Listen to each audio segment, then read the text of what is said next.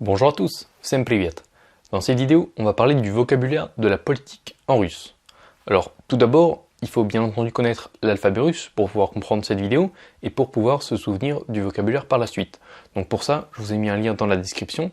Je le dis à chaque début de vidéo, mais c'est vraiment indispensable. Si vous voulez apprendre le russe, la première chose à faire, c'est de connaître l'alphabet. Donc le lien est dans la description pour avoir un cours sur l'alphabet russe. Autrement, on peut continuer donc. Mon objectif avec cette vidéo, c'est de vous permettre de comprendre vraiment la politique en russe. Alors, juste d'un point de vue vocabulaire, je ne vais pas rentrer dans les explications techniques, mais typiquement, si vous ouvrez un journal, ou si vous allez sur internet et vous cherchez des pages de presse, d'actualité, mon objectif c'est que vous compreniez un maximum de choses. Donc on commence d'abord avec quelques mots relatifs au domaine de la politique, et ensuite on va rentrer dans des mots un peu plus complexes ou des expressions, des choses comme ça. Donc, politika, c'est la politique. Politik, c'est le politicien, l'homme politique. Président, c'est le président. C'est d'ailleurs assez similaire. C'est un mot transparent. Ministre, même chose, c'est un ministre. Государство, c'est l'État. L'État avec un E majuscule. Parlament, c'est le Parlement. Оппозиция, c'est l'opposition, aussi bien dans le Parlement que dans la vraie vie, les partis d'opposition. En parlant de parti, du coup, партия, c'est un parti politique. Выборы, ce sont les élections. Alors, выбор, ça veut dire le choix. Mais quand on met ce mot au pluriel, donc quand on rajoute U à la fin, ça devient les élections politiques, bien entendu. Et un adjectif qui revient souvent, c'est международный, qui signifie international. Maintenant qu'on a vu quelques mots importants, on va voir quelques personnes importantes, tout du moins qu'on retrouve souvent, dont on entend souvent parler dans les médias russes, dans les journaux russes qui traitent de la politique. Bon, bien entendu, Vladimir Poutine, Vladimir Vladimirovich Poutine, de son nom complet. Donc parfois on l'appelle simplement Vladimir Poutine, mais parfois on ajoute son patronyme qui est Vladimirovich. On ajoute donc entre son prénom et son nom de famille. Et bien entendu, pour ceux qui ne le savent pas, même si ça m'étonnerait, c'est le président russe. Un peu moins connu, son premier ministre, c'est Dmitri Medvedev. Son ministre des Affaires étrangères, c'est Sergei Lavrov. Le ministre de la Défense, c'est encore un Sergei, mais cette fois-ci Shoigu. Sergei Shoigu. Bon, bien entendu, je ne peux pas vous faire une liste complète de toutes les personnes qui reviennent dans la presse russe, mais globalement, si vous voyez un nom, vous avez simplement à taper ça sur internet pour trouver qui c'est. Et si vous faites la traduction d'un nom propre, par exemple, je sais pas, le président, la chancelière allemande ou le président français, vous avez simplement à taper son nom sur Wikipédia, et ce que je vous conseille de faire, c'est, donc une fois que vous êtes sur sa page Wikipédia, vous descendez, et vous allez dans la colonne de gauche, et vous cliquez sur Русский, donc russe, pour avoir la page Wikipédia de la personne en question en russe, ce qui vous permet d'avoir la traduction exacte, et pas une traduction assez moyenne, assez approximative qu'offrent certains services de traduction en ligne. Maintenant, quelques institutions importantes. Государственная Дума, ou parfois aussi simplement Дума, qui signifie Douma, en fait on ne le traduit pas, et parfois Douma d'État, qui est l'équivalent de l'Assemblée nationale en Russie. Donc c'est le Parlement qui est élu au suffrage universel direct. Avec lui, il y a bien entendu le Soviet Fédératie, qui est le Conseil de la Fédération. C'est l'équivalent de ce qu'on a en France, c'est l'équivalent du Sénat français. La Douma et le Conseil de la Fédération forment le Parlement russe. Ce Parlement, enfin l'équivalent du Parlement, s'appelle Fédéralное собрание, c'est-à-dire l'Assemblée fédérale. Et donc il réunit la Douma et le Conseil de la Fédération. C'est l'équivalent de ce qu'en France on appelle le Parlement. Même si, de la même manière d'ailleurs qu'en France on parle plus de l'Assemblée nationale que du Sénat, en Russie on parle beaucoup plus de la Douma que du Conseil de la Fédération et de l'Assemblée fédérale.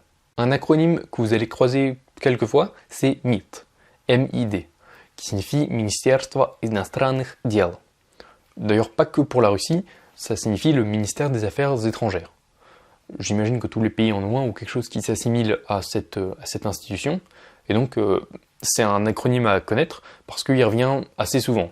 On parle souvent de MID et ensuite on rajoute le nom d'un pays. Aussi, je vous mets le nom d'une institution ukrainienne, Верховная Рада Украины, qui signifie la Rada suprême d'Ukraine. Rada, ça se traduit pas, en fait, c'est simplement le Parlement d'Ukraine. On entend souvent parler, quand on parle de l'Ukraine, les deux vont souvent un peu de pair. Maintenant, on va voir le nom de quelques pays et d'organisations internationales telles qu'ils sont présentés dans les grands médias. Bien entendu, la Russie. Donc la Russie se dit Россия, mais le nom officiel, par exemple à l'ONU, c'est Fédération de Russie. En russe, Российская Федерация, qui peut être abrégé en RF. La France, Франция. Les États-Unis d'Amérique, США.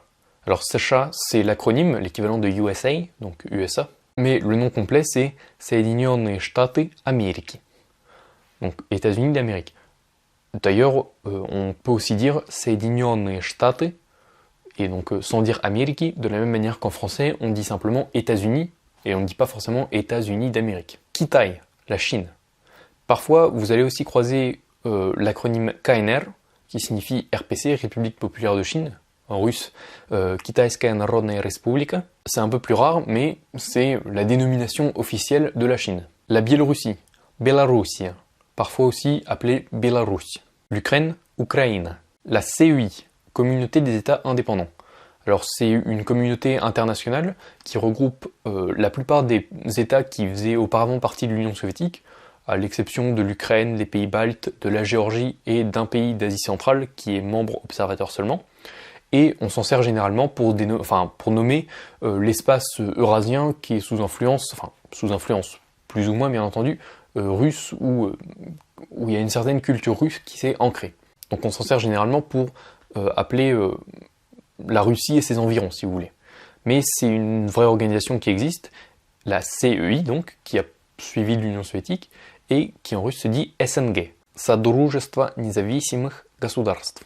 Et bien entendu, si on parle d'espace post-soviétique, on peut aussi parler de l'Union soviétique, qui se dit СССР, qui signifie donc, c'est l'acronyme de URSS, Союз Советских Социалистических Республик. Bon, généralement on déroule pas l'acronyme en entier, de la même manière qu'en français on dit l'URSS, mais on ne dit pas Union des Républiques Socialistes Soviétiques. On peut aussi dire Советский Союз, qui signifie Union soviétique. En parlant d'union, l'Union européenne, qui en russe peut se dire soit Европейский Союз, ou Евросоюз, ou ЕС. Alors, Европейский Союз, c'est le terme vraiment officiel juridique. Les journalistes ont plutôt tendance à dire Евросоюз. Enfin, je dis les journalistes et les citoyens du quotidien qui en parlent, quoi. Donc, on a plutôt tendance à dire Евросоюз ou ЕС. ЕС, qui est l'acronyme de Европейский Союз, c'est l'équivalent en fait de UE. Maintenant, je vais vous présenter les trois principaux partis politiques de Russie. Le premier, le plus gros, c'est Единая Россия, qui est le parti de Vladimir Poutine, qui signifie Russie unie. Alors, d'un point de vue légal, c'est pas le sien, mais celui de son Premier ministre, étant donné que c'est son Premier ministre, le chef, Dmitry Medvedev, mais bien entendu, il a une certaine influence dessus. Le deuxième parti, qui est un parti d'opposition, c'est le КПРФ, Коммунистическая партия Российской Федерации, le parti communiste de la Fédération de Russie. Même si on l'abrège souvent soit en KPRF, donc l'acronyme, soit en Коммунистическая партия, donc parti communiste. Donc premier parti d'opposition. Et le troisième plus gros parti, c'est ЛДПР, qui signifie Либерально-демократическая партия России, Parti libéral-démocrate de Russie. C'est un parti qui se définit comme de droite conservatrice, en faveur d'une économie mixte, mais par certains, il est considéré comme un parti d'extrême droite. Donc après, je vous laisse vous faire votre avis en allant lire par exemple la documentation officielle ou je sais pas, leur programme par exemple, pour que vous puissiez vous faire votre propre avis et que vous puissiez le classer par vous-même. Donc voilà, je pense vous avoir donné quand même un bon bagage pour commencer à lire la presse russe. D'ailleurs, j'ai fait une vidéo sur comment lire la presse russe. Je vous ai présenté quelques journaux, quelques sites internet. Je vous mets la vidéo en haut à droite de votre écran, il y a un petit i qui s'affiche. Donc voilà. Aussi, j'hésite, je ne sais pas si ça vous plairait, c'est pour ça que je vous demande votre avis, à lancer une série sur la politique en Russie. Donc, bien entendu, ce ne sera pas des analyses très poussées, mais par exemple, on pourrait aller voir les programmes de chaque parti et en même temps de les analyser, de les décrypter.